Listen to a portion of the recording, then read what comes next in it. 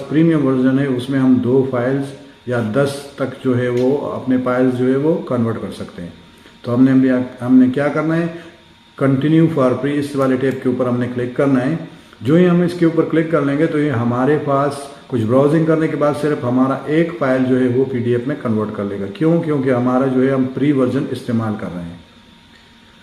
अच्छा, तो ये फाइल को कन्वर्ट करने का तरीका हो गया। ये देखो हमारे पास हमारा फाइल जो है वो कन्वर्ट हो गया और यहाँ हमारे पास डाउनलोड भी हो गया। लेकिन अभी हमने दूसरा स्टेप करना है। दूसरा स्टेप क्या करना है, हमने अपने फाइल्स को जो है वो मर्ज करना है PDF डॉक्यूमेंट में, यानी मल्टीपल फाइल्स जो है उसको हमने क्या करना है, मर्ज करना है। यहाँ से हम मर्ज PDF इस वाले टैब के ऊपर क्लिक कर लेंगे।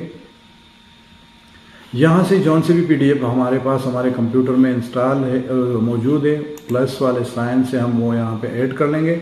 जौन से हमने क्या करना है, मर्ज करना है। मिसाल वो फॉर्म, यहाँ से ये और ओके ओपन।